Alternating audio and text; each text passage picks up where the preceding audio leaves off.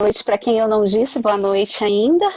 Que bom ver tantas carinhas conhecidas e desconhecidas também. Isso faz a gente matar um pouco a saudade que a gente não está conseguindo matar pessoalmente, né?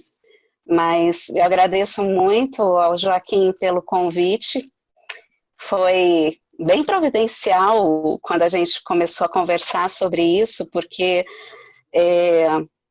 eu estava começando realmente a temática que me toca bastante por motivos óbvios, uma temática que me toca duplamente. Eu vou tocar nesse aspecto duplo no trabalho também. É algo que é um projeto que está em início. Eu sei que ainda tem um caminho longo para ser percorrido, porque exatamente a gente não tem muita coisa escrita sobre isso. É algo sobre o qual poucas pessoas discutem, né? A psicanálise, psicanalistas aqui no Brasil vêm discutindo sobre essa questão do racismo. Não sei se há pouco tempo, mas talvez tenha ganhado mais voz há pouco tempo, né? Talvez seja essa questão que se coloque. Mas é algo que comparece bastante no consultório. Então, a partir desse comparecimento no consultório, é que eu comecei a pensar que isso precisava ser mais discutido também por nós. Porque como escutar os relatos de vivências de racismo pelas pessoas, né? Dessa dimensão traumática que o racismo se coloca, muitas vezes, né? De paralisia, da impossibilidade de resposta, e de um aspecto que é um aspecto brasileiro, que é o do não falar sobre o racismo. Né? Nós chegamos ao absurdo de ouvirmos, e eu tenho certeza que vocês já ouviram isso muitas vezes, que o Brasil não é um país racista. Existe um livro cujo título é Não Somos Racistas. Só que grande mentira, porque o Brasil é um país racista. Só que não se fala sobre esse racismo. E a partir desse momento em que não se fala, como é que nós escutamos o racismo quando ele chega para a gente no consultório? Essas vivências tão doídas, tão violentas, de fato, quando elas chegam no consultório. E o que determina esse racismo? Quais são os aspectos psíquicos que estão por trás disso também? Porque se a gente tem a vítima do racismo, a vítima dessa violência, que sofre gigantescamente, nós também temos o perpetrador do racismo, que também é alguém que tem um sofrimento. Por isso, a atuação desse sofrimento no racismo. Então, são essas questões que vêm me perseguindo já há algum tempo, que vêm chegando na clínica também, e que é algo que eu tenho formalizado, tenho começado a formalizar há algum tempo, e que agora, nesse período de pandemia, ganhou fôlego por uma disponibilidade, um pouco mais de tempo para isso, mas também em função dos acontecimentos, principalmente dos Estados Unidos, da morte do George Floyd, e do movimento Black Lives Matter, que chegaram para a gente, ainda que não tenham tanta força para a gente como tem nos Estados Unidos ou em outros países. Então, essa é um pouco da contextualização do meu trabalho, e são rabiscos iniciais que buscam novos rabiscos também. Eu vou ler algumas coisas para não me perder muito e para a gente poder ficar o mais possível dentro do tempo, até para a gente poder conversar também, eu não monopolizar a conversa, né? Eu vou ler três poesias, três trechos que são de duas poetisas diferentes. Uma é uma poetisa africana, chamada Upili de Sala, e dela tem esses dois trechos aqui. Sendo ébano desse jeito, tenho esse nome.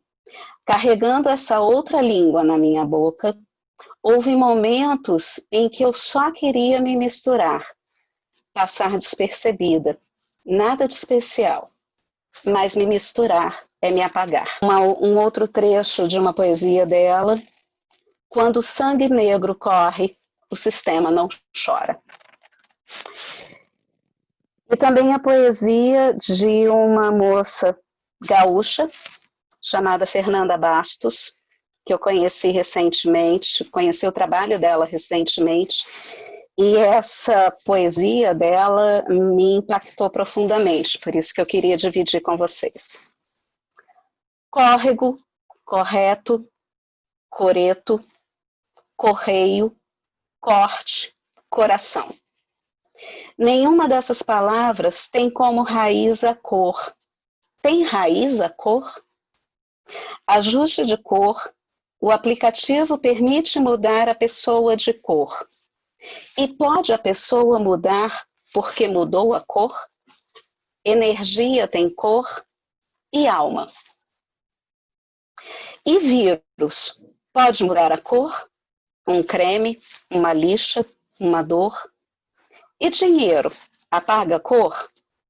Michael Jackson dançou como a cor e até hoje é exemplo quando falam de alguém que mudou de cor, perdeu a cor, sofreu a cor.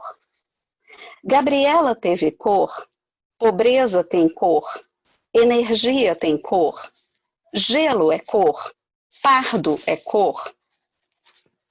Quanto mais ou menos alinhado a gente menciona ou não preconceito de cor no currículo, William e Paulo Henrique publicamente assumiram o preconceito, faltaram com o decoro da cor. A manchete diz as derrapadas racistas e classistas da imprensa britânica.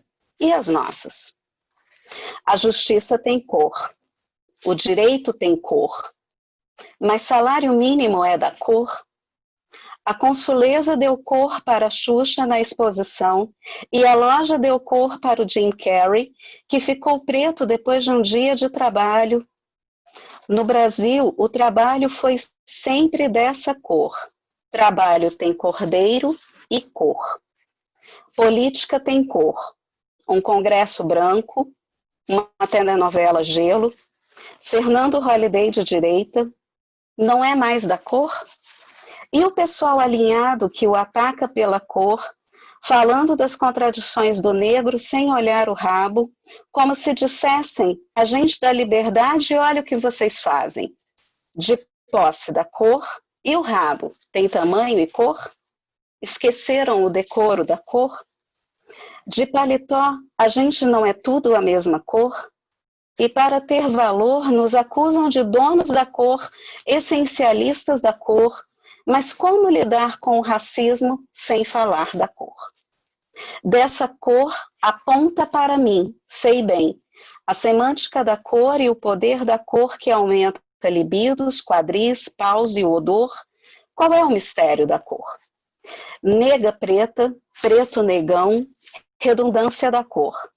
Tenho pensado no peso da cor. A editora portuguesa disse que não edita por gênero ou cor. Branco, negro ou cigano, ela não vê. Bom, a construção desse trabalho tem alguma cronologia e ela teve início passados exatos 2 meses do início do isolamento social, que nos foi imposto pela pandemia do coronavírus. Uma segunda-feira, dia 18 de maio de 2020. Depois de finalizar os atendimentos, agora feitos em casa, antes de sair do escritório transformado em consultório, abro o Twitter para ver o que está acontecendo no mundo. Essa é a finalidade que essa rede social tem para mim. Descobrir o que está sendo dito, discutido, denunciado, amado ou odiado. Deparo-me, então, naquele dia, com gritos de socorro, no sentido mais literal que gritos pode ter quando se escreve em uma rede social. As palavras são grafadas em caixa alta por inúmeras pessoas. São gritos de socorro. Ajudem a encontrar o João Pedro. O João Pedro foi levado de casa pela polícia e ninguém tem notícias dele. Alguém sabe aonde o João Pedro está? Acompanho essas postagens até o final daquela noite, com um sentimento de angústia muito presente. Quando acordo no dia seguinte, a primeira notícia que aparece na tela do meu celular é a de que o corpo do menino de 14 anos tinha sido reconhecido. João Pedro foi morto dentro de casa por policiais. No dia 20 de maio, apenas 2 dias depois do assassinato de João Pedro, João Vitor, de 18 anos, foi baleado enquanto entregava cestas básicas em uma comunidade também no Rio de Janeiro. A entrega de cestas básicas era a forma como João Vitor ajudava os moradores do Pantanal atingidos pelo efeito da pandemia. Em setembro de 2019, Ágata voltava para casa com sua mãe dentro de uma Kombi e foi atingida por uma bala perdida, possivelmente disparada por policiais no Complexo do Alemão. Ela tinha 8 anos. Em abril de 2019, Evaldo, de 51 anos, estava indo com a família para um chá de fraldas quando teve o carro cravejado com mais de 80 balas pelo Exército, que acreditou que o carro pertencia a assaltantes. O sogro de Evaldo, que estava no banco da frente do carro que o genro dirigia, ficou ferido com os disparos, mas não morreu. Evaldo morreu no mesmo momento. Volto para 2020. Mais especificamente para uma semana depois da morte de João Pedro e João Vitor, dia 25 de maio. Agora vou para Minnesota, nos Estados Unidos. George Floyd é abordado por policiais que o rendem. Segundo vídeos divulgados nessa última semana, Floyd estava sentado tranquilamente em seu carro, acompanhado por sua ex-mulher e um amigo, quando 2 policiais o retiraram do veículo já apontando uma arma para sua cabeça e o colocaram de forma agressiva dentro da viatura, apesar dele dizer, chorando, que sofria de ansiedade. Bom, estava falando da história do George Floyd, né? Quando ele é jogado dentro da viatura, apesar dele dizer que sofria de ansiedade e claustrofobia. E ele dizia também para os policiais, eu já fui baleado antes. Então, nitidamente, ele estava com medo, né? Ele mesmo assim é jogado dentro da viatura, alguns momentos depois ele sai pela porta dessa viatura, ninguém sabe como, mas ele é jogado no chão e rendido por um policial, que se ajoelha sobre o pescoço dele. Floyd afirma que vai morrer ali e pede que digam aos seus filhos que ele os ama. De fato, depois de 8 minutos e de repetir 20 vezes, eu não consigo respirar, Floyd morre. Não sei se vocês pegaram essa parte de eu dizendo que se a gente for contabilizar, né, quantas mortes acontecem no Brasil todos os dias de pessoas negras e que essas mortes não são ditas, a gente não consegue efetivamente falar a respeito, né? Mas a morte do George Floyd, ela trouxe essa movimentação, que é uma movimentação que partiu dos Estados Unidos e foi uma movimentação enorme, como nós vimos nas mídias, e fora dos Estados Unidos também, e provocou essa movimentação aqui no Brasil, mas só naquele momento. Depois nós tivemos 2 episódios aqui no Brasil extremamente semelhantes ao que aconteceu com George Floyd e não se falou nada a respeito, né? Uma mulher negra que foi abordada por policiais, foi arrastada por policiais, teve a perna quebrada, ela ficou extremamente machucada e ninguém falou nada, não teve nenhuma reverberação.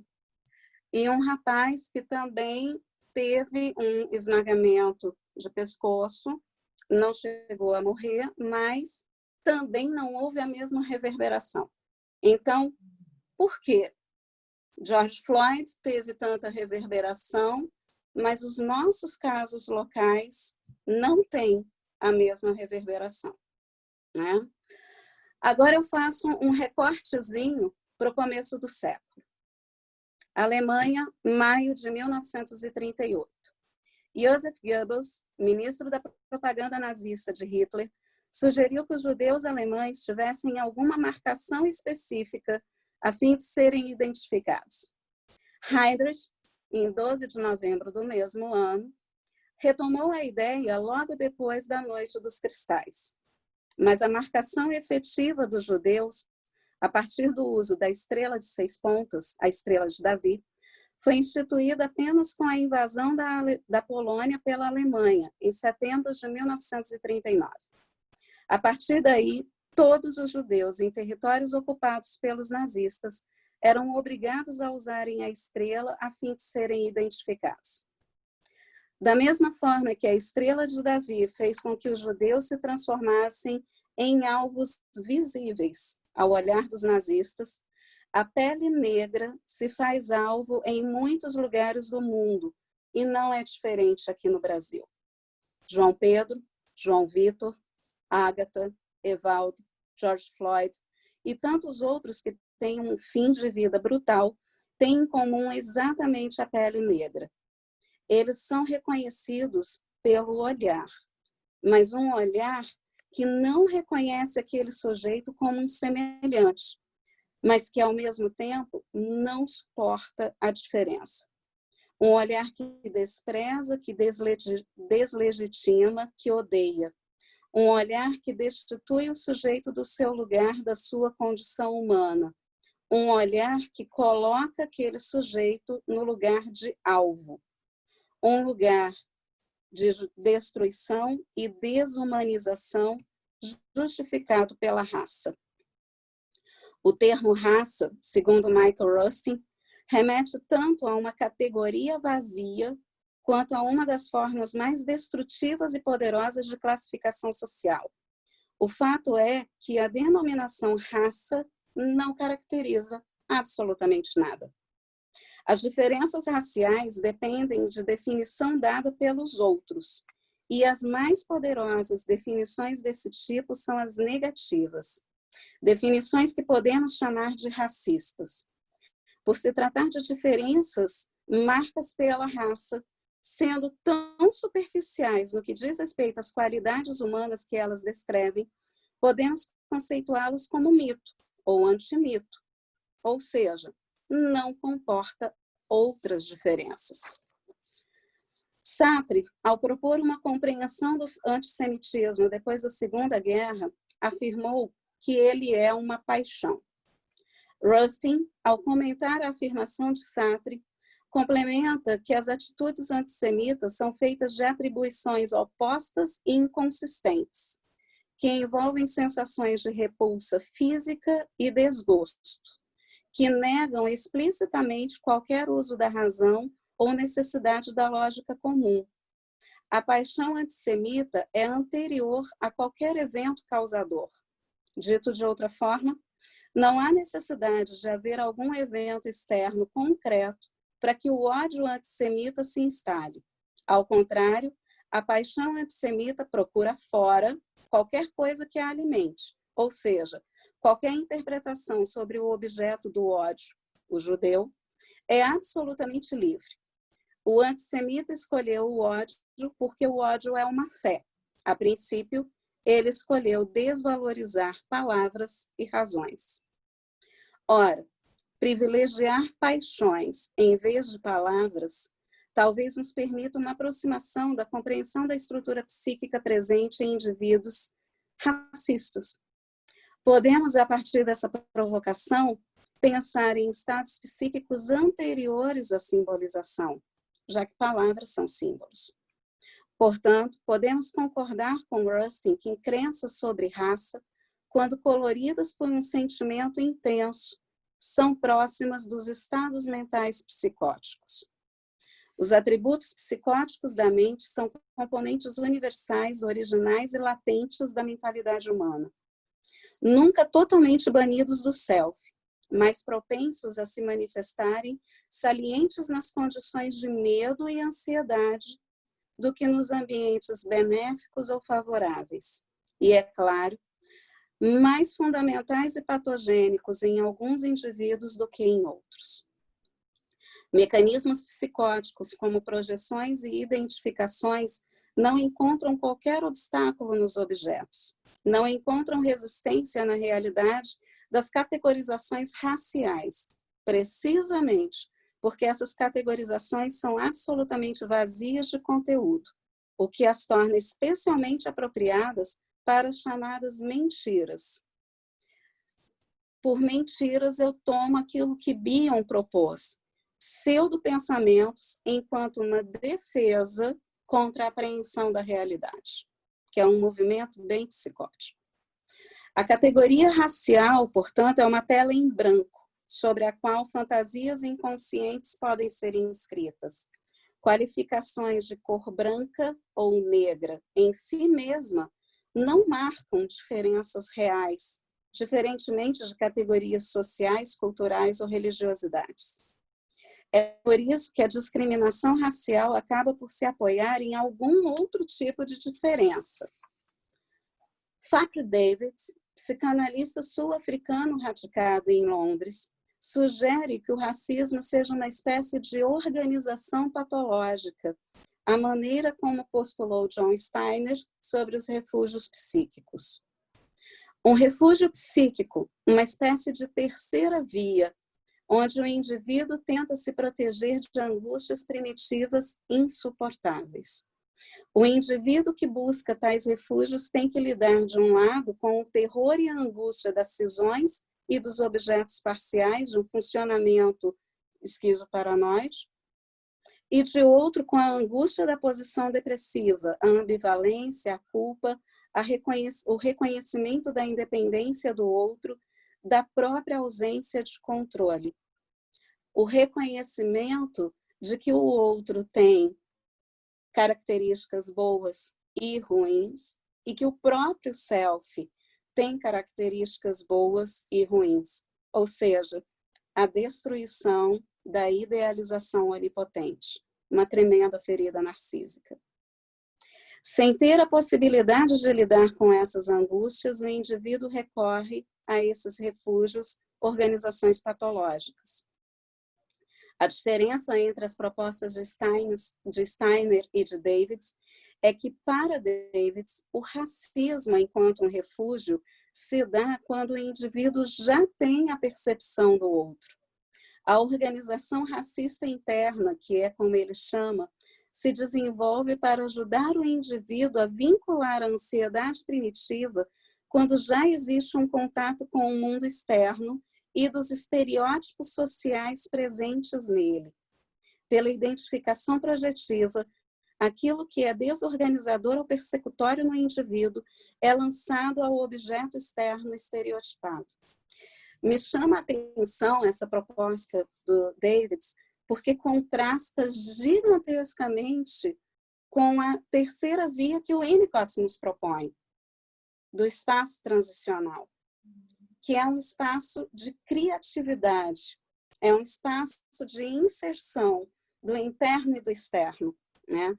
E esse refúgio, essa organização patológica, o racismo, com essa terceira via, que não é nem de um mecanismo de um mecanismo esquizoparanoide e nem de um mecanismo depressivo, esse refúgio, essa organização patológica, ela engessa, ela aprisiona, ela paralisa. É exatamente o contrário do espaço potencial que o Winnicott propõe. Isso me chamou extrema atenção.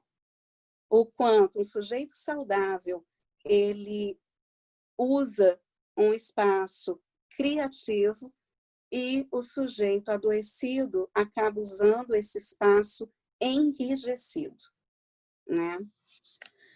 O estabelecimento de uma diferença racial dicotomizada, branco versus negro, é paranoide em sua estrutura, uma vez que essa dicotomia tem por função canalizar e condensar sentimentos básicos de identificação positiva e negativa.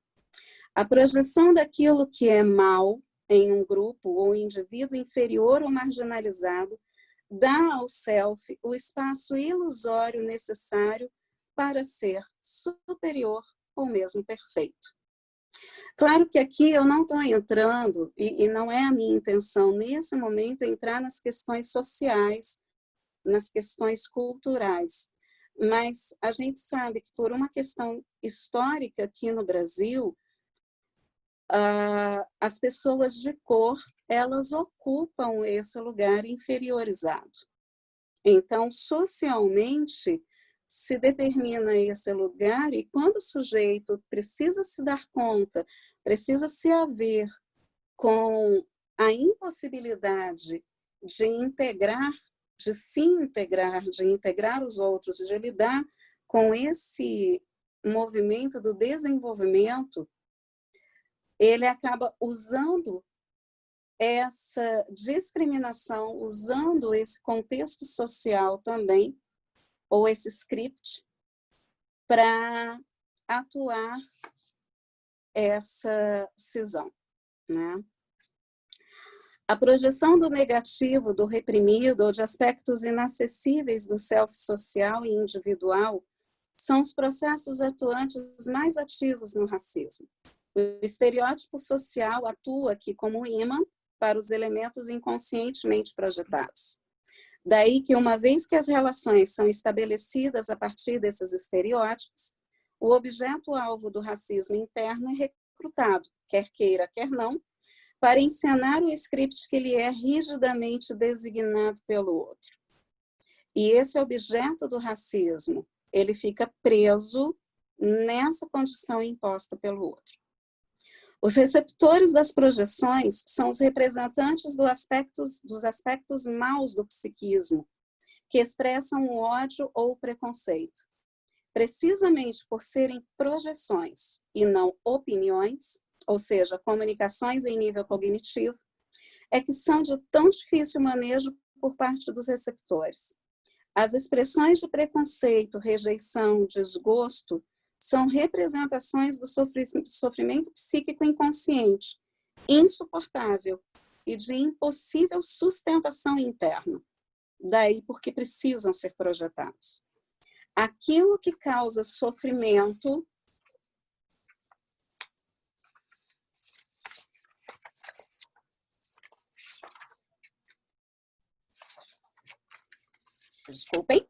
aquilo que causa sofrimento e desconforto interno é projetado em um continente externo cuja dor é desconsiderada ou considerada sem valor, ou ainda é considerada, mas há uma conotação de perversidade na projeção.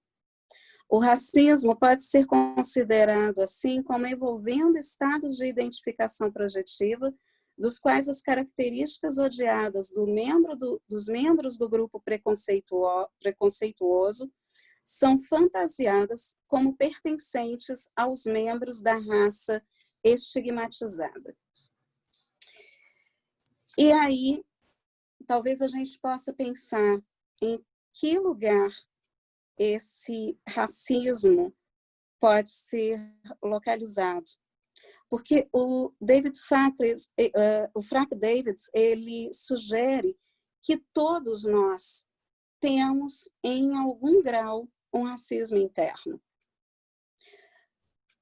Até porque todos nós temos os nossos núcleos psicóticos. Às vezes, esse racismo interno, ele nunca aparece. Mas a depender do ambiente, a depender das circunstâncias, a depender do sofrimento do sujeito, ele pode se manifestar. E algo que é extremamente significativo também que ele coloca, que esse psicanalista coloca, é que o racismo, ele só é legitimado a partir daquele que o sofre. Quem nomeia o racismo é quem sofre o racismo. Se o sujeito que o sofre diz sente ter sentido o racismo, não cabe a mais ninguém deslegitimar essa fala, porque aí a gente se depara com aquela questão do trauma, do segundo, do terceiro tempo do trauma, né? Que o sujeito sofre uma violência e, ao contar essa violência, ele é deslegitimado. E quantas vezes nós não escutamos isso na nossa sociedade? Quantas vezes nós não escutamos dos mimimis? Né? Semana passada, por exemplo, nós tivemos uma situação aqui em Brasília de uma cantora que foi contactada por uma noiva que queria contratá-la para cantar no seu casamento. E o pedido da noiva, aliás, a fala da noiva foi a seguinte: você tem alguma foto de algum casamento no qual você tenha cantado? E aí a cantora manda a foto para a noiva. E a noiva pergunta: você sempre usa o seu cabelo assim? E a cantora disse que se sentiu incomodada com aquela pergunta, mas respondeu: sim, eu sempre uso o meu cabelo assim. Ele é parte da minha identidade. E a noiva diz para ela o seguinte: será que no dia do meu casamento você poderia alisar o seu cabelo para sair melhor nas fotos? Entenda que é um dia em que eu quero que tudo saia perfeito. E a cantora disse: não, eu não posso fazer isso. Pode procurar outra cantora para cantar no seu casamento. Eu não sei se vocês tiveram conhecimento dessa situação, ela foi divulgada na imprensa e etc. E é aí que eu queria chegar. Muitas pessoas disseram: ai, que besteira, isso é mimimi. Era só o pedido para fazer uma escova no cabelo. O que custava? Custa, que é desumanizar. Custa, que é deslegitimar. O sujeito que sofre o racismo é ele quem sabe que aquilo é o racismo. E, infelizmente, muitas vezes nós também nos deparamos com essa situação nos nossos próprios consultórios. O racismo em si, ele é algo extremamente violento. Ele é um ataque de uma violência inimaginável para quem o sofre. O racismo, ele implica desumanização do outro, desvalorização. E quando o sujeito nos conta na clínica que ele sofreu uma situação de racismo, o quanto nós estamos, nós damos conta de ouvir daquela violência, daquela desumanização. Porque muitas vezes, inconscientemente, é uma desumanização tão forte, tão dura, tão dolorosa, que acaba encontrando as nossas próprias resistências e nós nos recusamos a ouvir aquele relato do sujeito como algo que diz da dor que ele sofreu. O racismo aqui no Brasil mata, e mata sem dó nem piedade. Em alguns lugares, aqui em Brasília, talvez não tanto, como em cidades como Rio, São Paulo, basta ser negro para colocar o pé fora de casa e não saber se vai voltar vivo para casa, porque a pele é alvo. E é um alvo que é colocado pelo outro. É o outro quem determina esse lugar de violência, esse lugar cindido, em que, para garantir a idealização narcísica de uns, outros precisam ser destruídos.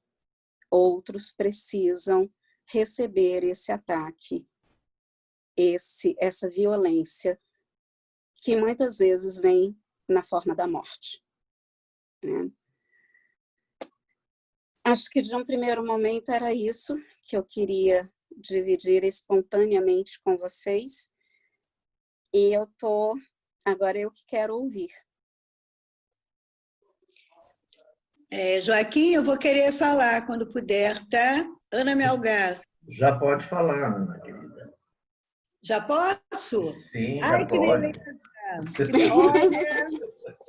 Olha só, não, em primeiro lugar, realmente, Alba, muito bom. Gostei muito da sua explanação. Aliás, você, né, como professora universitária, que me deixou triste saber que você não é mais, que você abandonou, não quer mais isso para você, mas você tem esse dom mesmo, né? Você é bem didática, né? Eu já até briguei com você de você passar do tempo, mas era uma questão antiga, né? Mas olha só, eu tenho que cuidar do tempo. Eu sou virginiana e realmente...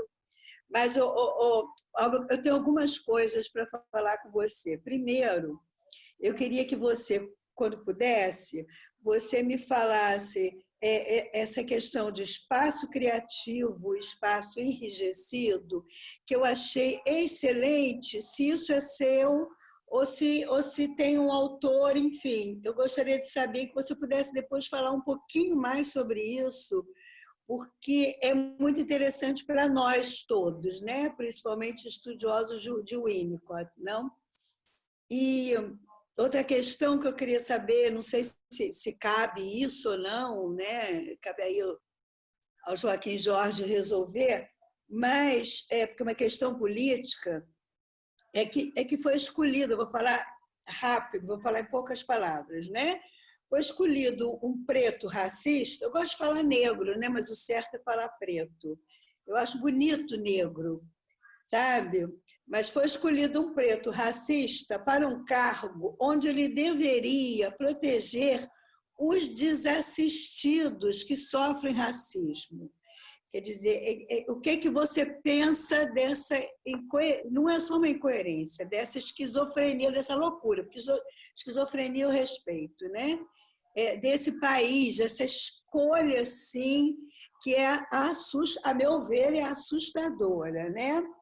E a outra questão, eu queria que você depois dissesse o nome da cantora, né? Que falou da questão de desumanizar, que você não disse, eu fiquei curiosa. Falou de uma cantora. Sim. Sim, a cantora que se recusou, que beleza, que pessoa. A gente precisa saber o nome dessas pessoas, né? Porque a gente precisa até quase que reverenciar essas pessoas, né? Então, eu queria depois que você dissesse o nome da cantora. Pronto, só isso. Parabéns, foi uma delícia ouvir você.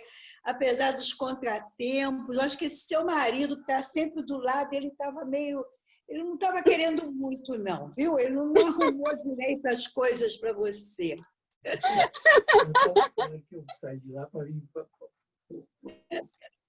É a vingança dele, Ana, por eu ter expulso ele. Eu imagino. Imagina, eu expulsei o bichinho aqui do escritório, ele está jogado num quarto ali para eu poder atender aqui no escritório todo santo dia, a vingança dele. Isso. Mas ele é uma pessoa que nós todos gostamos muito, que estamos, né, acostumados com ele faz parte do grupo, né? Obrigada. Então, mas eu vou começar de trás para frente, tá? Com relação à cantora, eu vou ficar te devendo, mas eu vou te mandar o nome dela depois. Tá legal. E vou te mandar, inclusive, a reportagem, tá bom? Tá. Com relação ao sujeito que ocupa lá a Fundação Palmares, isso. É uma coisa muito curiosa, Ana, que me chamou a atenção, e eu não sei se todos sabem disso, mas saiu uma reportagem há poucas semanas na Folha de São Paulo sobre o pai dele, que é um dos primeiros militantes do movimento negro aqui no Brasil. O sujeito é um militante.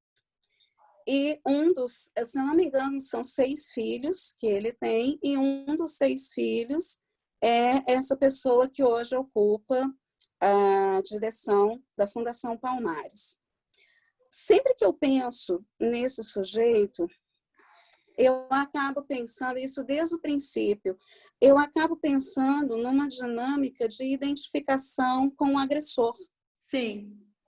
Sabe? Sim. É a única forma como eu consigo pensar Certíssimo. no posicionamento dele, né? Porque não sei o quanto esse sujeito sofreu a violência do racismo, e quando eu cito muito essa questão da violência do racismo, é porque eu já vivi a violência do racismo, e é algo extremamente violento, né? Desde muito criança, escutar a Alba é negra, mas esse mas, né, de cabelo ruim, de subir pelo elevador de serviço, de não ser atendida em determinados lugares, mas, ao mesmo tempo, como eu não tenho a pele retinta, eu não ser aceita também em alguns movimentos negros, mas também não ser branca. Então, que lugar é esse? Isso é de uma violência, né, gigantesca. Então, eu fico me perguntando realmente o quão violenta foi a vivência desse sujeito ao longo dos anos que fez com que, defensivamente, ele fizesse essa identificação com o agressor. É uma pena que Luísa não esteja aqui com a gente, porque Luísa fala sobre isso maravilhosamente, né? É um aspecto que eu ainda estou estudando, porque eu acho que essa questão do racismo, ela tem 2 vias. A via do perpetrador e a via de quem o sofre. Então, quem é o perpetrador? Quais são as condições psíquicas desse sujeito e qual é a dimensão do trauma do racismo? No caso, esse rapaz, eu pensaria a partir da identificação com o agressor. Muito bem pensado. Né? E com relação a essa questão do espaço criativo e o espaço enrijecido, Ana, eu não sei se alguém já falou sobre isso, mas eu ouso dizer que hoje é um pensamento meu. Parabéns. Eu não sei se eu vou encontrar com esse pensamento já em algum lugar, mas não é porque quando o Steiner coloca, e na verdade agora eu nem sei mais se é o Steiner ou se é o Fakhry Davids, que coloca essa questão desse... É o Steiner, com certeza. O Steiner coloca o refúgio psíquico, que ele começa chamando, nos primeiros trabalhos dele, da década de 60, se eu não me engano, ele começa chamando esse lugar de organização patológica. Só mais tarde é que ele vai chamar de refúgios psíquicos. E aí ele diz que essa é uma terceira via. É aquele lugar para onde o sujeito se refugia quando ele não dá conta nem das angústias da posição depressiva, nem das angústias da posição esquizoparanoide. E aí, pensando nessa terceira via, inevitavelmente me veio o espaço criativo, né? Me veio o espaço transicional. E um contraste gigantesco, porque o sujeito, na organização patológica desse refúgio psíquico, ele enrijece, ele precisa enrijecer como defesa para não dar conta dessa angústia, porque ele não dá conta dessa angústia. E o que o Winnicott nos propõe é uma terceira via totalmente diferente, em que o sujeito dá conta do interno e do externo, e ali ele é. Ele é criativo, ele é. Né? Então, isso me chamou muita atenção.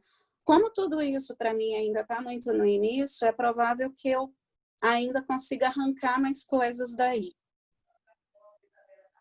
Tá ok. Joaquim, eu posso abusar e falar mais alguma coisa? Fica à vontade, Ana, por favor. Você deixa? Deixa. Ah, tá bom. Eu juro que o nosso casamento vai ser lindo. Olha só, eu vivo pedindo ele em casamento, mas ele não quer casar comigo, não tem jeito isso. Agora Olha com a só, cantora ele casa, Ana. com a cantora ele casa, pode deixar. Aí eu vou matar a cantora. Não, ela está dizendo que eu caso com você com a cantora cantando. Ah, então tá bom, tá ótimo. E vai ser lindo esse casamento. Mas olha só, eu tenho um conceito que inclusive muita gente conhece, que se chama, eu chamei de self-transicional ou de self-transicionalidade. Eu escrevi isso há muito, muito, muito tempo atrás. Eu nunca tinha ouvido falar do Ogden quando eu escrevi. Quando mais tarde que eu fui conhecer o Ogden, ele fala de alguma coisa muito parecida, né? Mas eu juro que quando eu criei esse conceito, que eu não sabia do Ogden. Se eu soubesse, eu sou muito verdadeira nesse sentido. Eu diria, não, eu meio que li, gostei, e tal, mas não, é meu, né? Que eu acho que, por exemplo, esse self-transicional que ela fala, me lembrou muito esse espaço criativo que ela fala, me lembrou muito self-transicional ou self-transicionalidade, que eu tenho prazer de dizer que é um conceito meu. E uma outra coisa, eu vou querer sim o nome da cantora, eu fiquei interessada, gostei de saber da questão do pai do menino lá da Fundação Palmares, porque eu considero ele um menino bobo. Ele é um menino muito bobinho, coitadinho. E eu, quando era menina, eu usava um óculos com uma lente, eu cheguei a 6 graus e pouco em cada um. Então, eu tinha aquela lente daquela época, aquela lente grossa, horrorosa. Por trás, eu tinha olhos azuis que ninguém via, né? E meu apelido era, porque eu fui criada no subúrbio, era Quatro Olhos, né? Ninguém ia dizer Quatro Olhos, né? Meu apelido era Quatro Olhos. Então, como realmente essas questões incomodam, né? Esses apelidos, essa coisa, vai incomodando muito a gente, né? Hoje em dia eu não dou a mínima para mais nada disso, né? Também eu estou muito velha. Agora, eu queria contar muito rapidamente, desculpa, Joaquim, eu nunca usei tanto tempo, né? Mas é porque me suscitou, sabe, grandes histórias minhas. Eu tive uma paciente negra, que ela era, a irmã dela chefiava um grupo negro aqui do Brasil, que agora eu esqueci o nome, né? E ela trabalhava com isso. É um grupo que existe até hoje. Ela foi minha paciente há muitos, muitos, muitos anos atrás. E ela até hoje, esse grupo existe até hoje. Eu tenho uma amiga negra, psicanalista negra da minha sociedade, foi presidente da minha sociedade e que co-dirige, né, esse espaço. Essa minha paciente, porque a Alba falou alguma coisa que me lembrou uma situação, uma vez que ela chegou e um porteiro, gente, porque eu moro, enfim, todo mundo sabe, eu moro na Lagoa, né? Então, aqui mora um monte de gente idiota, né? Eu acho que eles são todos idiotas. E o porteiro disse para a minha paciente entrar pela entrada de serviço. Ela contou uma história semelhante aí, né? Alguém que não pode entrar e tal. E realmente ela ficou arrasada. E ela era uma mulher que fazia um trabalho político, né? E é uma coisa horrorosa, que é um porteiro. É um porteiro que não é só um porteiro, coitado. Eu também entendi o porteiro. Eu não briguei com o porteiro, não mandei demitir o porteiro. Eu só disse para ele, cara, sabe, tem que aprender a pensar, né? E como isso acontece. E eu acho que talvez ainda aconteça, eu não sei, eu estou contando uma história muito antiga, né? Só isso. Eu gostei muito eu gostei muito, foi muito bom. E desculpa ter me expressado tanto, tá? Realmente foi muito bom, Alba. E eu queria dizer uma coisa para a Alba e para a Ana, né? O Winnicott, ele disse isso, que às vezes ele escrevia sem saber, né, se ele estava copiando de alguém. E que depois que ele escrevia, ele ia tentar descobrir de quem que ele tinha, né, plagiado. Então, se você plagiou o Ogden, ou se a Não, Alma... eu não plagiei, não. não. Eu sei, eu entendi. Não, porque eu nunca tinha lido ele. Sim, A gente sim. escreveu mais ou menos na mesma época. O dele foi publicado depois até do meu. Eu não plagiei, mas e daí? Aí hoje em Não, dia eu isso. falo assim, olha, eu cito o Winnicott, olha, se eu copiei de alguém, está copiado. Pô, mas Exatamente. É isso que eu quis dizer. Obrigada, Joaquim. Joaquim, posso falar? Obrigada, Alba. Pode, Cleo. Bom, então, parabenizar a Alba, né, pelos rabiscos. Eu acho que eu me senti convidado, né, a rabiscar contigo. Eu talvez, como a Ana colocou como exemplo pessoal, represento o outro extremo, né? Eu já fui loiro, agora sou careca, né? Também sou vítima de preconceito, mas branco de olho azul, né? Então, assim, o outro extremo é um tema muito sensível, muito delicado para ser falado. A gente tem que ter muita cuidado, eu diria muita habilidade para falar desse tema, mas não ter medo. Eu acho que o teu destemor em abordar e a tua seriedade em dizer que são, né, rabiscos, eu vou talvez transmitir, né, justamente por esse convite de rabiscar junto, transmitir algumas impressões, começando pelo fim, né, a questão desse me chamou muito a atenção. Acho que tu tem muito campo para explorar dessa questão do sujeito da violência, né, o sujeito vítima, e ele que diz qual foi a intensidade do sofrimento, né? Acho que isso é muito rico, né? E talvez é ele que diz que não está respirando, né? É ele que refere: eu estou sofrendo, eu estou morrendo com o que tu estás me dizendo, né? Com o que está acontecendo neste momento. E essa falta de credibilidade que muitas vezes a gente não dá para o nosso paciente, para o nosso, né, para as pessoas com as quais a gente convive. Acho que aí tem um campo vastíssimo para ser explorado. Com relação àquela parte mais metapsicológica ali do meio do teu trabalho, do meio da tua explanação, né, eu acho que numa frase a Ana talvez resumiu uma coisa que eu pensei enquanto tu falava, porque tu estava falando no meu entendimento de mecanismos de defesa ou mecanismos de funcionamento regressivos, né? E várias vezes tu estava te referindo à questão de mecanismos psicóticos, né? De um psicótico, e também tu referiu a ideia de um autor ali, que certamente pela questão do tempo não dava para a gente emergir nesse autor, e eu não conheço esse autor, né? Sou sincero em dizer.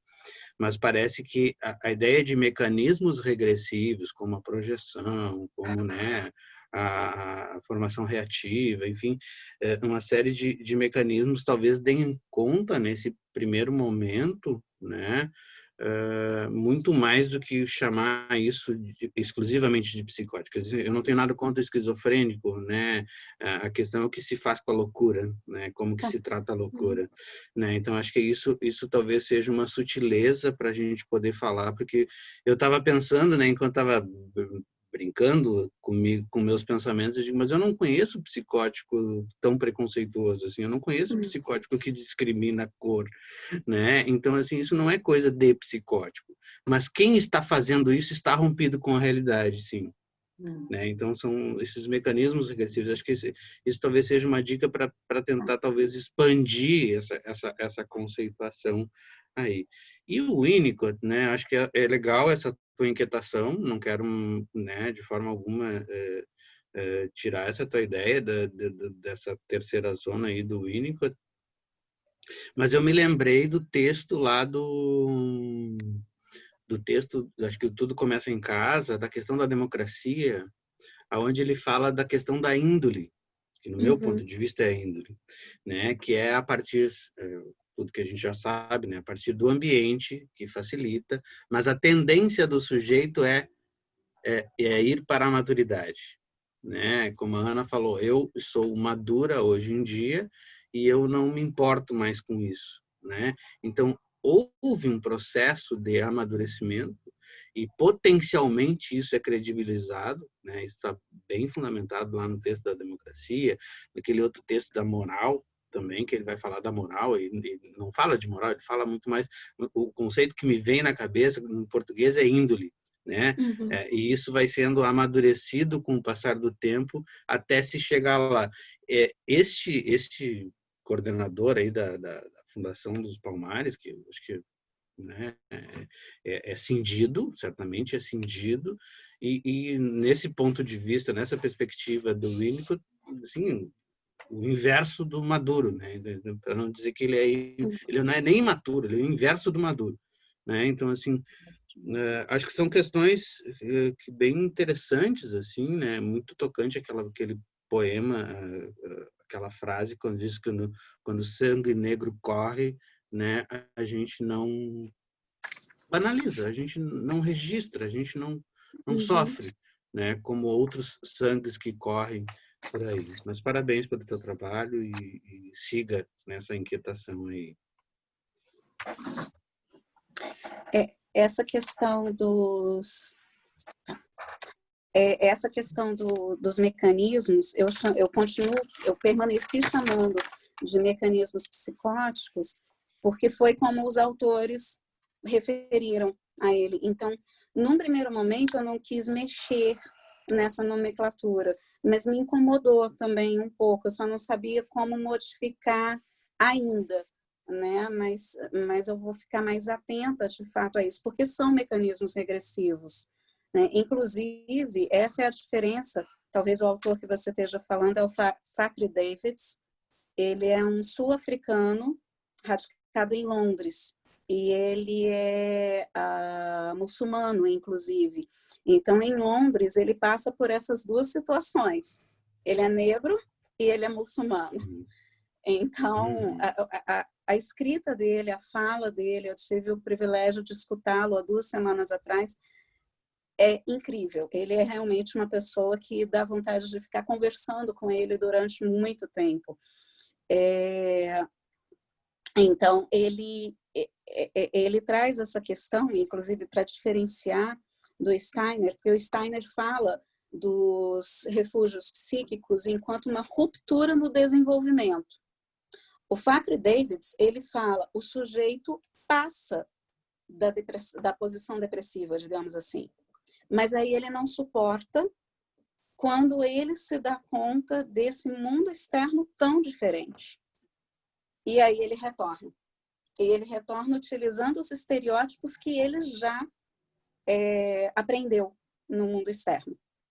Por isso o racismo, ele faz um paralelo, na verdade, né? O racismo é como se fosse uma organização patológica, aquela organização patológica do Steiner, né? E os dois continuam chamando de mecanismos psicóticos, mas eu te confesso que para mim também essa nomenclatura fica esquisita, eu só não consegui mexer nela ainda. Mas como é alguma coisa, né, em andamento... Tu chegou a ler o texto na tradução ou no original? O do Steiner na tradução e do Davids no original. Porque às vezes, né, no Brasil a gente sofre muito com isso, né? Muito, bastante. Procurar o fundamento disso. Inevitavelmente, não falo mais aqui, mas quando tu marcou que ele é sul-africano, que ele é muçulmano, inevitavelmente a gente lembra, durante a tua fala, do Maksud Khan, né? Amicíssimo do Winnicott, né? Isso.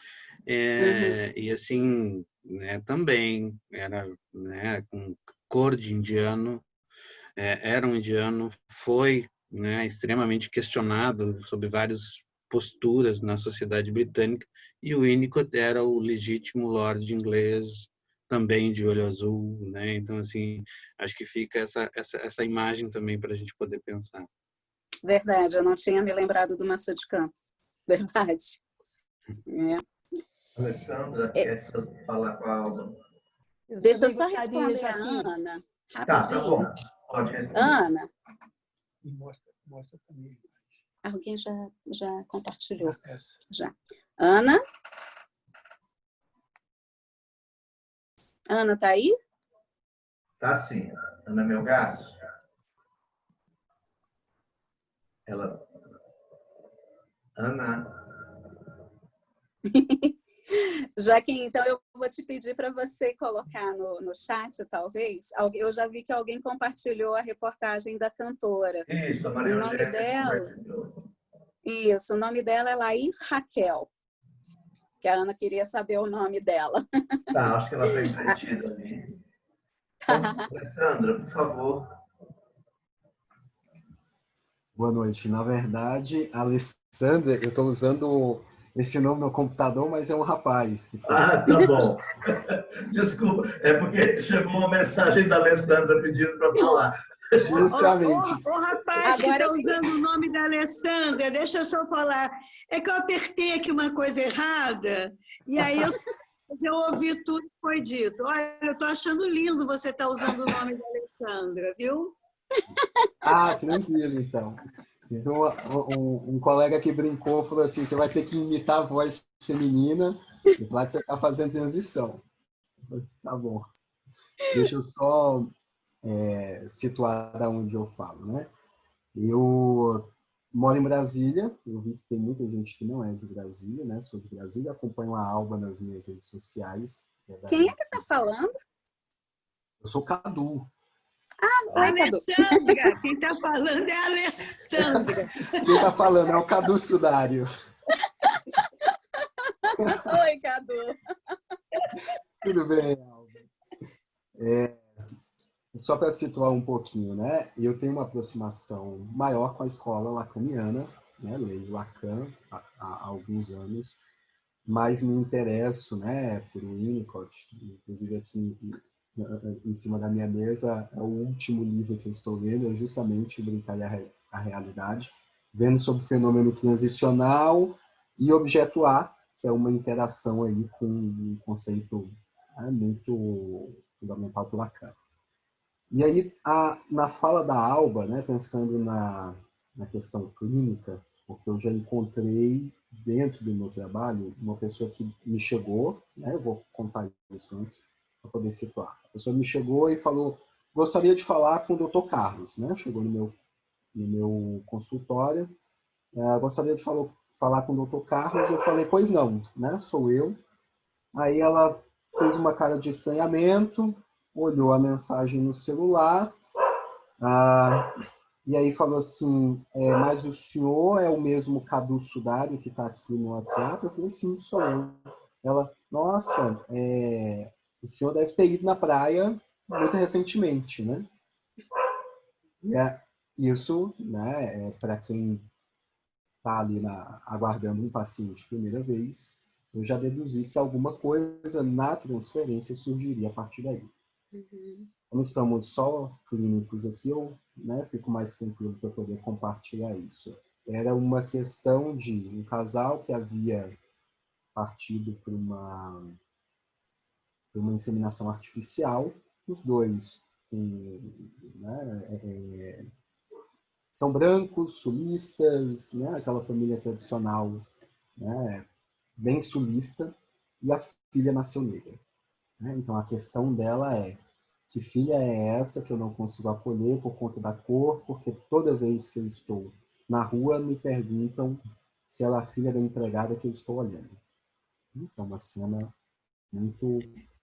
E aí, na transferência com essa paciente, a questão da cor surgiu como o primeiro incômodo, já com a pessoa real do analista, né? Se assim eu posso me referir, que é encontrar um analista negro já de cara, para falar sobre a não aceitação da cor da filha.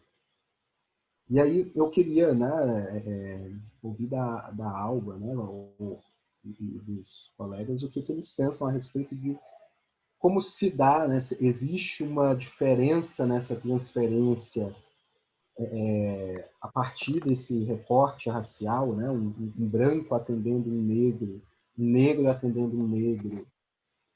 Existem nuances que aparecem nessa transferência? Como é que vocês percebem, né? que vocês observam a partir daí, ou se alguém, né, já escreveu a respeito disso. E, Alba, só mais uma coisa, pelo amor de Deus, escreve o nome desse autor sul-africano, porque eu não consigo descobrir quem é ele aqui na internet. Tá bom. Parabéns pela live.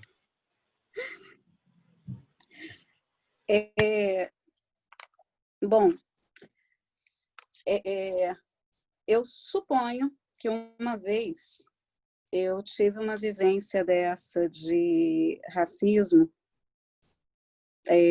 no consultório, em que, porque eu falei lá no começo, apesar do começo ter sido truncado, né, eu não sei o quanto isso ficou registrado, que eu ia fazer 2 referências racistas, ou referências de raça, no meu trabalho, e eu fiz uma partir dela para discorrer a questão do racismo cor, né?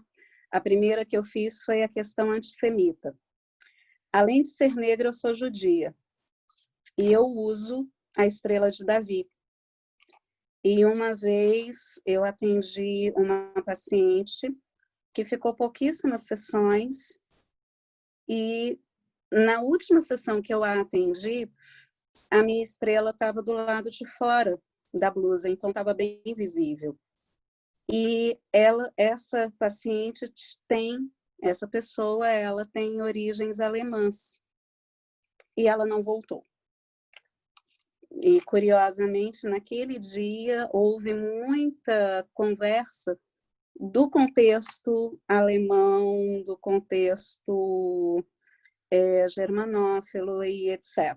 Então, ali, para mim, quando ela não voltou e nem respondeu depois as minhas mensagens, nem nada, ficou uma pulga atrás da minha orelha, né? Mas essa é uma questão muito pontual, porque, pelo menos até onde eu consigo alcançar, não posso dizer que essa seja a regra, mas até onde eu consigo alcançar, essa questão do ser judeu aqui no Brasil talvez não seja tão forte no preconceito quanto o preconceito da cor, né? A questão do racismo ligado à cor. O que a gente vê, o que eu tenho de experiência com alguns pacientes negros que negam a sua negritude, digamos assim, por uma questão de um ideal de embranquecimento. Então, muitas vezes vem um discurso agressivo, né? E aí a gente vai lidar com isso dentro dessa transferência. Outras vezes já aconteceu de pacientes terem um certo alívio por me ver negra, né?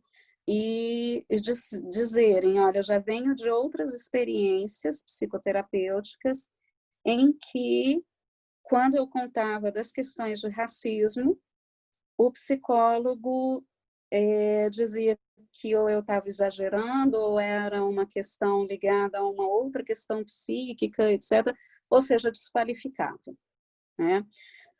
Eu só posso dizer pela minha experiência, tá? Então, essas são as experiências que eu já tive / tenho na minha clínica.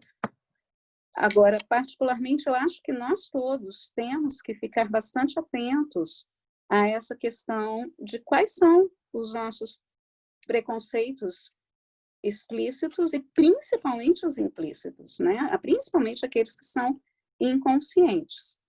Porque a gente sabe, se a gente está trabalhando com pacientes que têm um grau de regressão, pacientes racistas que têm um grau de regressão, e pacientes que sofreram o racismo e sofreram essa violência, e têm essa dificuldade de falar a respeito, então, as nossas questões também, elas precisam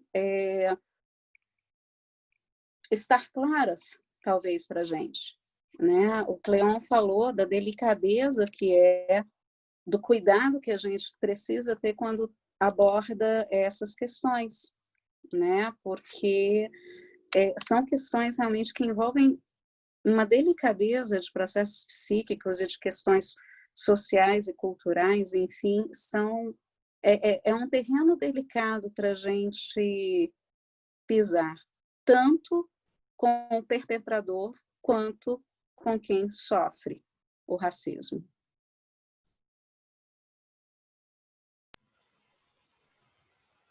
Maria de Fátima, acho que queria falar, né, Fátima?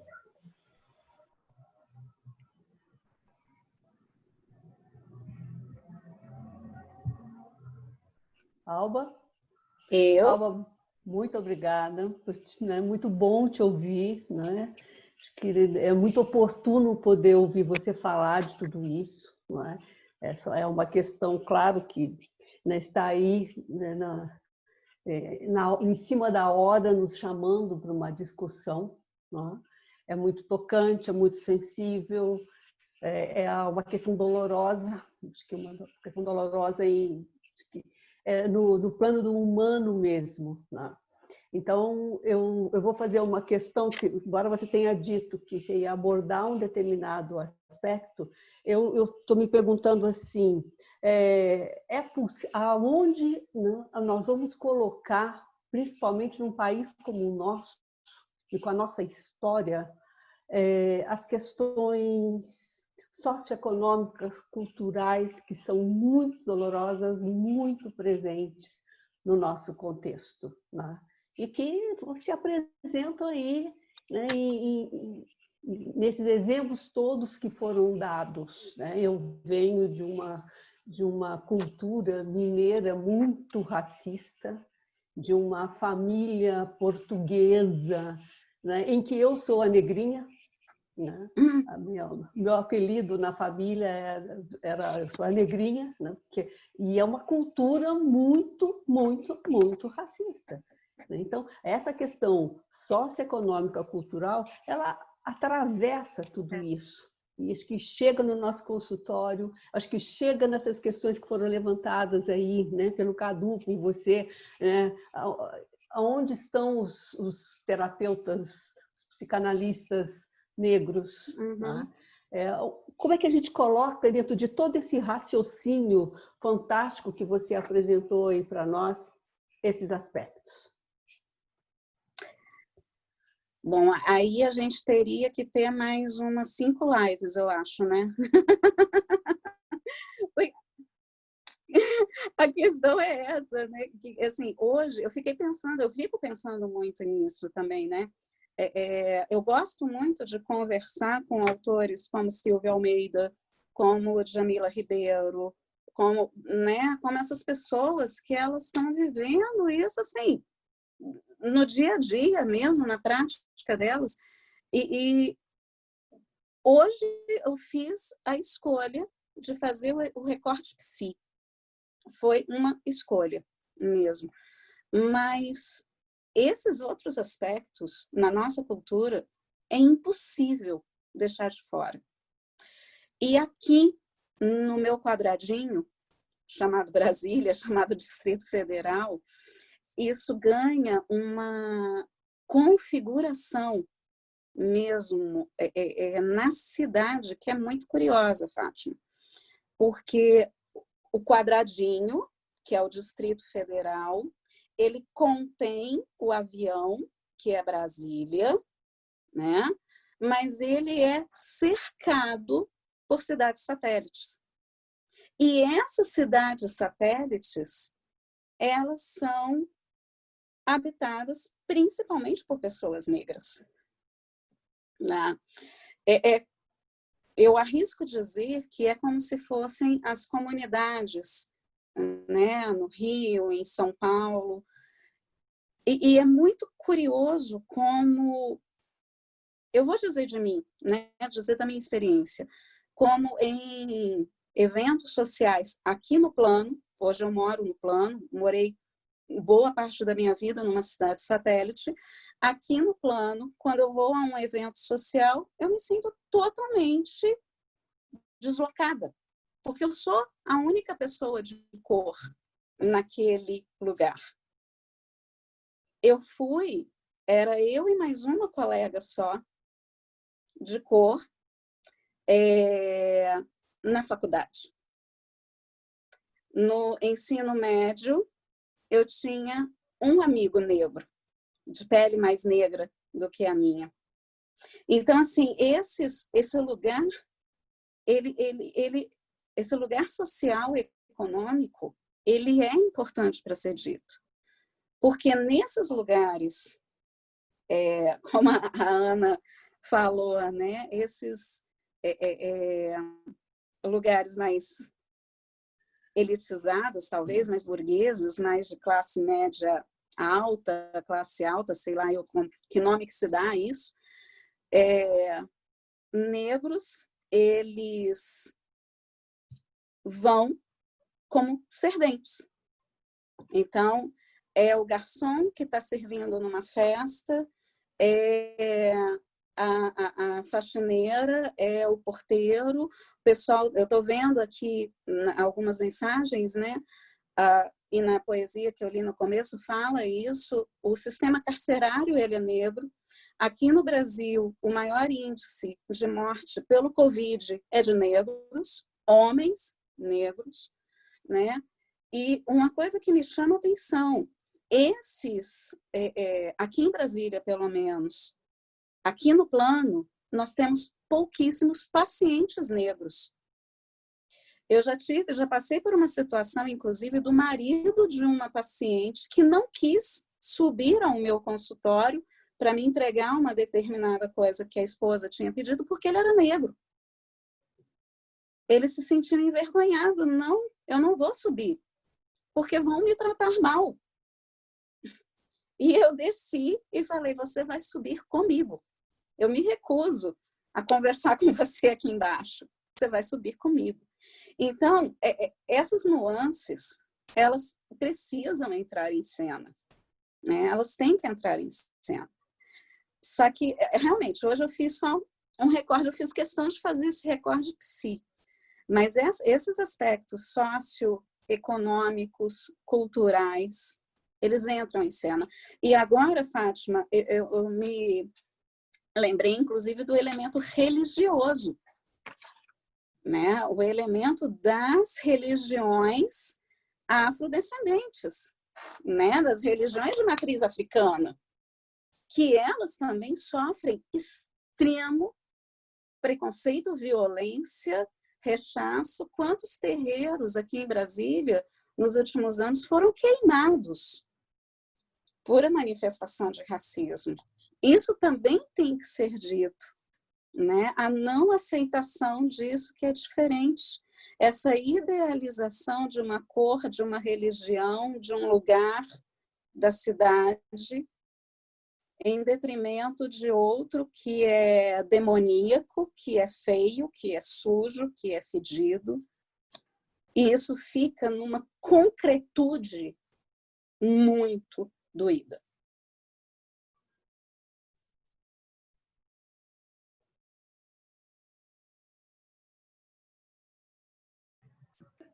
Alguém mais quer perguntar? Sandra Palma. Por favor, Sandra. Oi. Alba, querida, que linda apresentação. Gostei muito, fiquei muito interessada em ler mais. E os poemas belíssimos, fortes, né? Que dói lá no fundo. Assim, eu queria te dar os parabéns pela apresentação, que foi muito boa, muito rica, muito atual, pertinente, né? Nós precisamos estudar mais isso, precisamos falar mais disso, né? Temos que ter essa consciência. Assim, eu tenho ouvido, né, algumas lives de algumas pessoas e eu ouvi uma, eu comentei com você, cadê a Alba? Sumiu. Eu comentei, achei. Você de quadradinho, você estava num lugar, foi para o outro. E uma live que eu ouvi de uma psicanalista, que eu fiz questão de ouvir, que era uma psicanalista negra, até comentei com você, é legal para a Maria de Fátima que comentou, e ela fez aqui em São Paulo, ela contou a trajetória dela, uma pena que não ficou gravada essa live, e ela contou a trajetória dela enquanto a formação de psicanalista. Eu não vou citar o lugar, né, onde ela foi muito rejeitada, que eu acho que é antiético, ela falou, mas eu não quero reproduzir aqui, mas ela foi muito criticada e foi muito... era um lugar onde as pessoas tinham dinheiro, e então ela era muito julgada, muito deixada de lado, e ela sofreu muito preconceito. E foi uma luta muito grande dela, um querer muito grande. E outra coisa que ela me falou, que me chamou muito a atenção, que assim, cada fala que eu ouço, tenho ouvido quando eu posso, me dói muito, porque assim, nós somos humanos, nós somos iguais, né? E assim, ela falou que as amigas psicólogas indicavam para ela pessoas pobres que não tinham condição de pagar.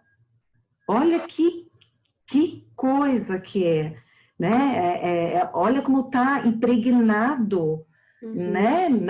Isso é uma questão estrutural mesmo, né? Que assim, você associa preto pobre.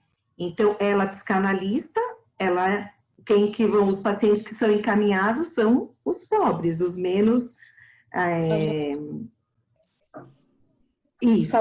menos favorecidos, isso. Me fugiu a palavra, eu fico com tanta raiva que os menos favorecidos, né? Então, assim, ela foi se dando conta por que só encaminhavam para ela essas pessoas, né? E ela tinha condição, como as outras, né, de atender qualquer pessoa. Então, assim, é de uma dor muito grande esse lugar, né? Eu já atendi vários adolescentes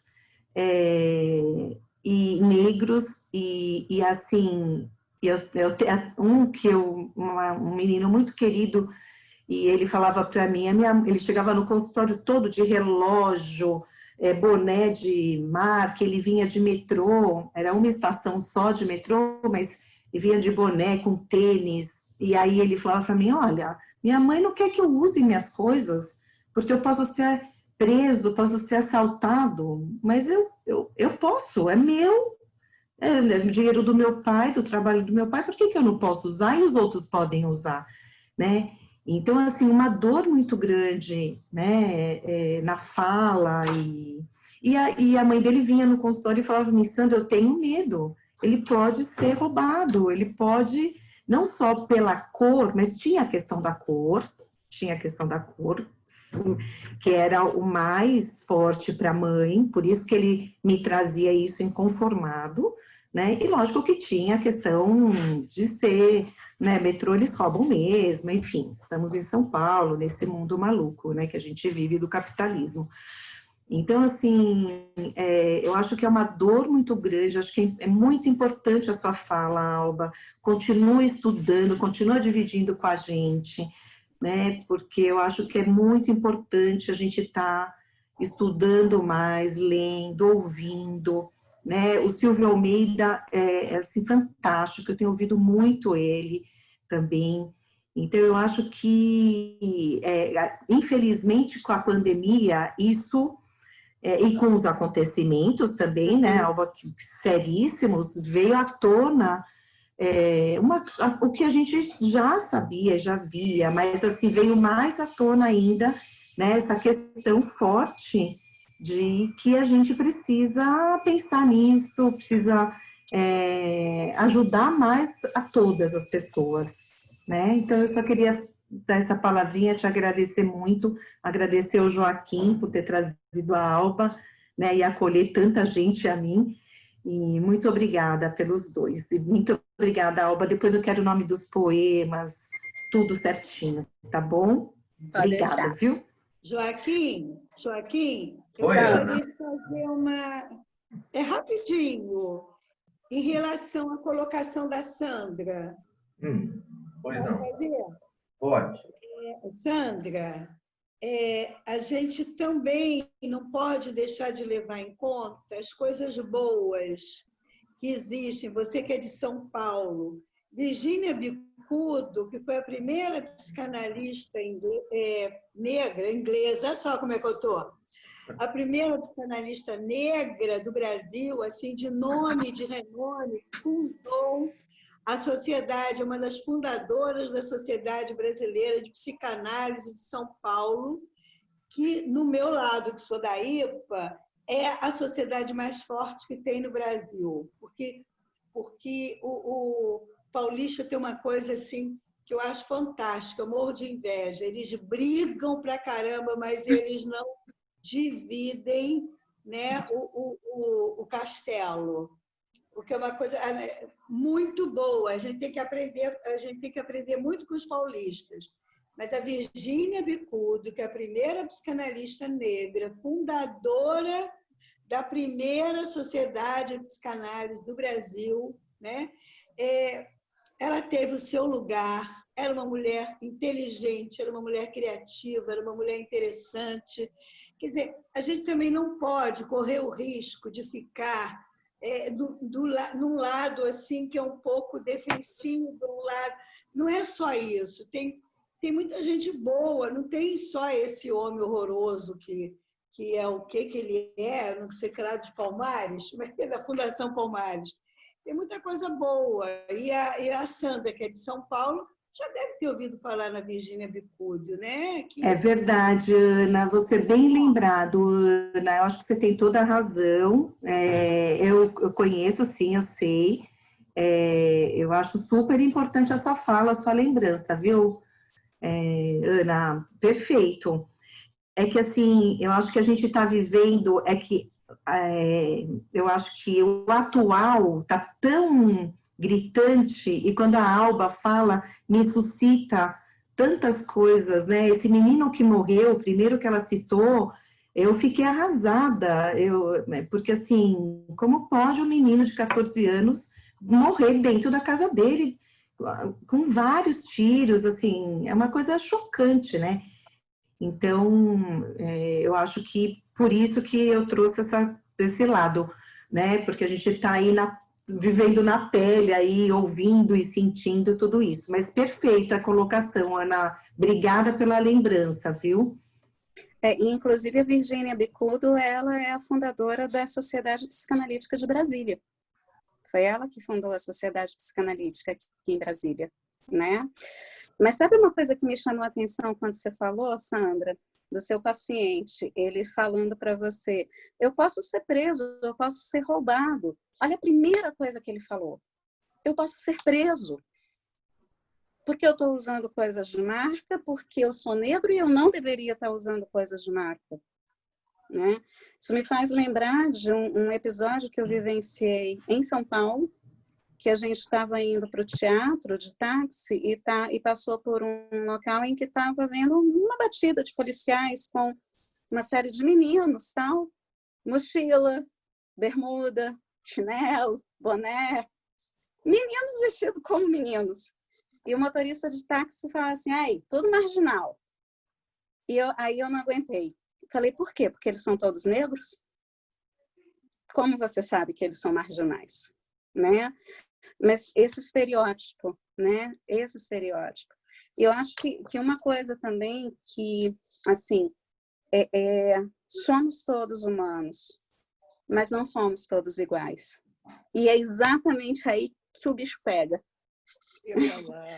Porque é dessa diferença que se trata.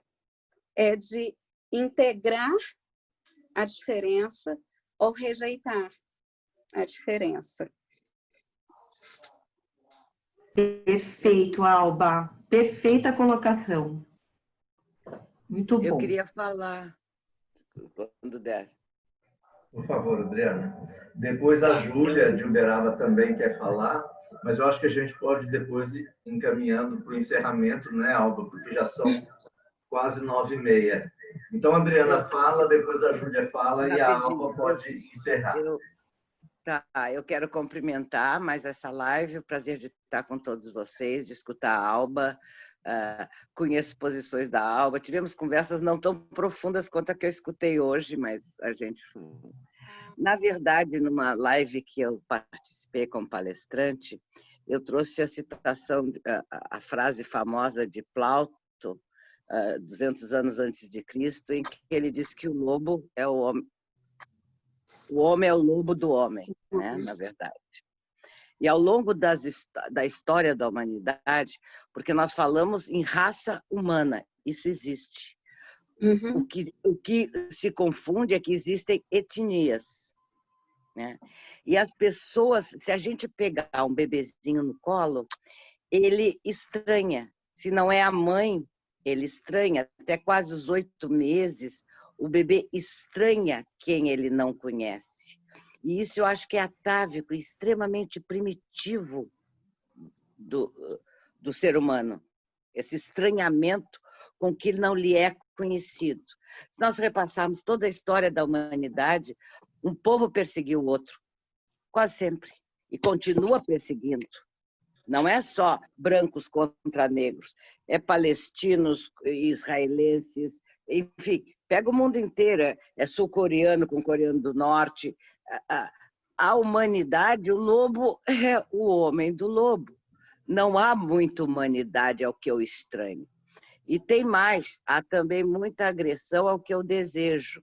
Mas exatamente porque eu agrido e tenho medo, isso demonstra a minha fragilidade, né? Ninguém mais frágil, quando a gente vai ver a história, que um Hitler. A Alba falou em 38 e tal.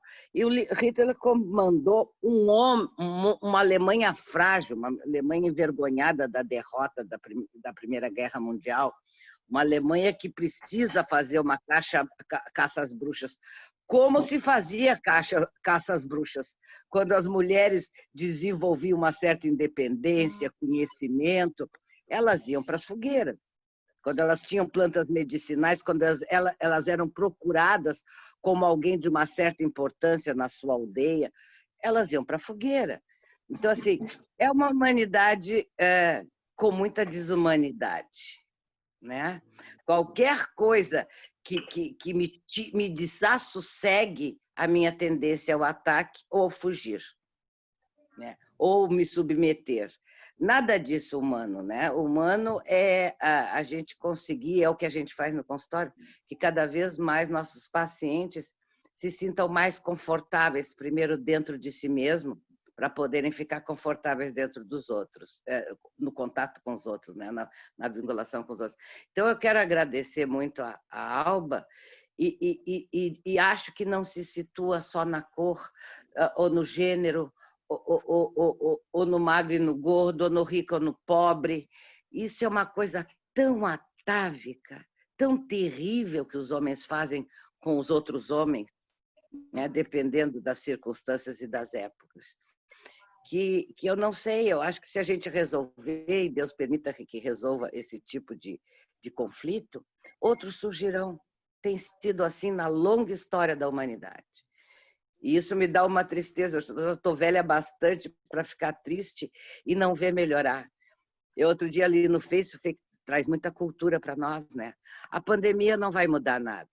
O homem que não presta não vai prestar e a pessoa que presta continuará prestando, porque é só uma pandemia, não é um milagre.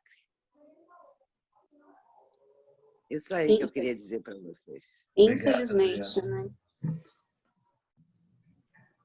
Quer comentar alguma coisa, Alba, da Adriana? Eu gostaria de ouvir a Alba. Infelizmente, essa mudança, acho que ela é muito mais profunda e leva muito mais tempo, né? Mas aí eu estava te ouvindo e sim, eu concordo contigo, essa fragilidade, ela acaba se manifestando em vários nichos, né? A atuação do desconforto com essa fragilidade, acho que eu diria dessa forma. O meu recorte para pensar no racismo é em ver o quanto esse recorte no nosso país é forte e talvez até por não ser falado. Exato, por ser ignorado. por ter dito que a gente se dá com todo mundo, que todos nós temos um pé na África, mas faz diferença o mais branco e o mais escurinho. Exato. Mas o que eu quero dizer todos nós brasileiros dizemos que aceitamos, que todos nós temos um pé na cozinha, chego a dizer assim, como se lugar de gente de cor fosse só a cozinha, quando nós temos pessoas eruditas, inteligentes e muito importantes na nossa cultura. Claro, cerceados, limitados pela cor. Mas o que me assusta é que racismo não é só do preto com branco. Esse é o assunto da nossa noite. Mas racismo é uma doença primitiva no ser humano. As tribos brigavam uma com as outras, eles se matavam. Quer dizer, por exemplo, o que se faz com o idoso, o que se faz com os idosos. Que racismo, que horror com a velhice. Quando, às vezes, as pessoas estão vivendo coisas brilhantes na sua vida, mas as pessoas acham que está deteriorado, as pessoas acham que não é criativo. Existe uma série de estudos que diz que não é criativo. Eu estudo. Por outro lado, eu vejo criativos, vejo gênios da humanidade e vejo que nós estamos atingindo uma longevidade saudável, nós temos senescência, não temos senilidade. Então, assim, mas há um racismo violento contra a velhice. As pessoas chegam a se deformar para tentar serem jovens, como se velhice não fosse algo que pudesse ser visto também como um momento bonito da vida, né? Se é limpo, se cuida, né? No sentido assim, se cuida como um ser humano, né? Sim. Então, eu vejo racismo em tudo, eu me assusto muito, porque, puxa, todos nós viemos da mesma e saímos todos da África, né? Foi o clima que mudou nossa cor de corpo, né? Nossa cor de pele. Foi o clima que nós ficamos submetidos. Mas, pelo que se diz, pelo que se estuda, a humanidade partiu da África. Então, eu agradeço muito. Eu tenho que ir para outra live que começa às 21h30. Alba, adorei a live do nosso teatro, que nós vamos encenar uma peça. Então, parabéns, Alba, parabéns, Joaquim, parabéns a todos vocês. É um prazer escutá-los sempre que eu posso. Eu estou buscando os meus amigos e seus pensares através da live. Adorei te ver e te ouvir, Albinha. Beijo grande. Beijo, Adriana. Júlia, vamos encerrar então com a pergunta da Júlia, com o comentário. Vou ser breve, Joaquim, que eu sei que o tempo já está, né, encerrando. Prazer, Alba, boa noite, né? Sou a Júlia. Prazer, Júlia. Fiquei encantada, né, de te ouvir. O Joaquim anda possibilitando escutas aí muito ricas, né? Aprendizados muito ricos para a gente. E eu me emocionei muito, né? Porque até quando eu ouvi, né, os colegas dizendo, eu acho tanto que a gente ainda precisa desconstruir tanta coisa, né? Nos nossos pensamentos, nas nossas falas, né? E fiquei muito comovida e fiquei, né, vocês deram vários exemplos, eu fiquei pensando de um que aconteceu agora há pouco, em março, enquanto a gente, né, antes da pandemia, e eu atendo uma menininha, né, de 3 anos, e, né, ela é preta, a família é preta, e quem leva é a avó, e eu sou recém-formada, eu divido consultório, e a minha colega, eu fui levá-las no elevador, e a minha colega estava saindo do elevador, né, e aí ela falou assim, nossa, Ju, que menina mais linda, né, são pacientes sociais? Aí eu olhei e falei assim, não, por quê? Ela falou assim, eu falei assim, inclusive o pai dela é médico, né? Você deve até conhecer o pai dela, ele é famoso. E ela falou assim, porque eles são negros, né? E ela vem da mesma universidade que eu, e aí a gente foi parar para pensar, né? E eu fiquei pensando, até ouvindo, né? Tudo tanto que está incrustado na gente, sabe? O tanto que vai demorar muito e vai precisar de muito estudo e vai precisar muito abaixar a cabeça e ouvir o que o outro está dizendo. Então, isso me doe, sabe? Dói. E eu acho que eu fico tentando me colocar, tipo, no lugar... Eu tive uma professora negra quando eu fiz 1 ano de universidade particular, e depois, quando eu fui para a pública, eu tive uma professora negra, e os filhos dela são psicólogos na cidade, eles são as referências de pessoas pretas, e o tanto que a gente tem muito chão, né? E eu acho que o tanto de chão que a gente tiver nunca vai ser suficiente. Desculpa, mas é que me trouxe muitas coisas importantes. Obrigada. Imagina. Isso que você está falando é o que o Silvio Almeida chama de racismo estrutural. Simplesmente sai, vem. Ah, são negros, então, clínica social. E vem na minha fala também, né? Eu já devo ter reproduzido isso demais e vou reproduzir ainda. E nós todos reproduzimos esse racismo estrutural, que aí eu lembro que a Fátima provocou, né? E as questões socioeconômicas, culturais. O racismo estrutural, ele diz dessa estrutura social, né? O Fakhry Davids, que é esse autor africano que eu trago, ele fala do racismo interno, que é o nosso racismo inconsciente, que é o que eu chamo racismo nosso de cada dia. E a luta, né, para, sei lá, tentar Sim. aprender com isso e, não sei, diminuir conforme for possível, né? Muito obrigada. Elaborar. Sim, foi muito, muito rico te ouvir. Ana, quer dar uma palavrinha, Ana? Ela pediu a mão, levantou a mãozinha. Não, peraí. Tá bom. Olha só, não, eu me enrolo um pouco ainda nesse negócio. Eu estava querendo dizer que eu ia sair, que eu estava saindo, mas acabou. Não, mas se quiser eu falo, por exemplo, que eu amei, que foi muito bom, que eu adorei, que foi ótimo. Mas realmente eu estou sendo sincera, tá? Beijo muito grande. Fiquei muito contente mesmo, porque às vezes a gente não fica tão contente assim, né, com as lives que a gente assiste essa hora da noite, né?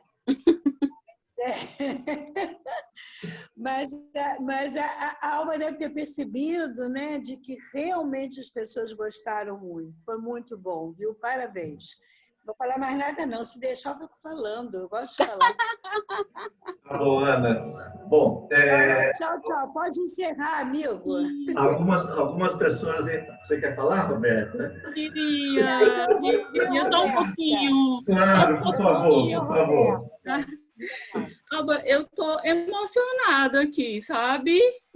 Fiquei dialogando várias coisas na minha cabeça. Quando você traz a identificação com o agressor, fiquei falando nas meninas nordestinas que são vítimas de abuso sexual e que isso é naturalizado. Fiquei pensando no Miguel, que é aquela mulher, coloca no elevador de serviço. E eu só conseguia pensar, ela não está vendo uma criança. Né? Assim, bom, eu estou chorando com tudo ultimamente, nessa pandemia. Mas, enfim, muito obrigada a você e a Joaquim, muito obrigada. Foi uma live maravilhosa, sabe? Cada segunda. A Ana tem total razão, concordo com tudo que você falou, Ana, né? E dizer assim que eu não queria deixar de falar que quando o Ferenczi ele fala da identificação com o agressor, ele vai falar da cisão do ego frente a um trauma tão grande. Né? E que aí uma das saídas é essa, porque tem o segundo tempo do desmentido, né? Não, você não sofreu violência, você sofreu sim violência, e que a nossa clínica é uma clínica do testemunho para muitas e muitas situações, né? E para encerrar, meu muito obrigada. Eu fiquei lembrando da Elza Soares, maravilhosa, dizendo que a carne mais barata do mercado é a carne negra. E que eu fui para o show dela e eu fiquei impactada e eu disse, essa mulher está fazendo uma denúncia, não é um show, né? Então, assim, quando vocês abrem espaço para falar disso, assim, eu fico emocionadíssima, né? Porque eu fico pensando em várias outras situações de violência, em várias situações de racismo que na minha infância eu nem conseguia identificar. Meu pai também vem de uma família portuguesa. Quando a Fátima falou, eu lembrei de coisas que eu ouvia da minha avó. E que, para mim, aquilo ali soava um tanto estranho, porque a minha mãe fazia um contraponto, mas ninguém contestava, aquilo ali ficava, assim, né? Então, assim, gente, mais uma vez, muito obrigada e adorei encontrá-los aqui. Obrigada. Obrigado, Roberta. Acho que estamos todos emocionados aqui. Eu também estou chorando aqui, aos montes. Eu queria dizer que várias pessoas mandaram mensagens, tá, Alba? E eu vou enviar para você pelo WhatsApp. Legal. Essas mensagens. Obrigada. Tá? Não deu, Obrigada. Não vai dar tempo de eu ler para você todas elas, mas eu encaminho pelo WhatsApp, tá bom? Bom, então vamos encerrar, né? Eu quero agradecer muito mesmo, né? Acho que foi realmente uma noite emocionante. Acho que você realmente falou de coisas importantíssimas, né? Eu acho que as pessoas tinham mais coisas para falar, como você disse, nós temos assunto para outros encontros, para outras lives, né? Então, muitíssimo obrigado. Eu quero agradecer a presença de todos, a participação de todos e agradecer a sua disponibilidade em contribuir conosco, tá? Eu que agradeço muito, muito mesmo. Eu queria que todos batessem palmas, né? Ah.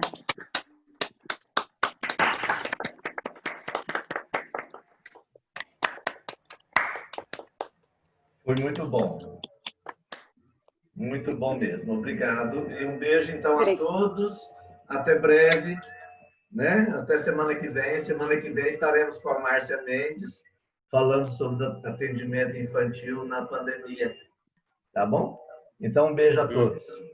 Boa noite. Beijo, obrigada. Beijo, gente. Tchau, pessoal. Tchau. Tchau, tchau, tchau. Tchau, Joaquim. Tchau, Boa pessoal. noite. Tchau. Obrigada. Tchau, tchau.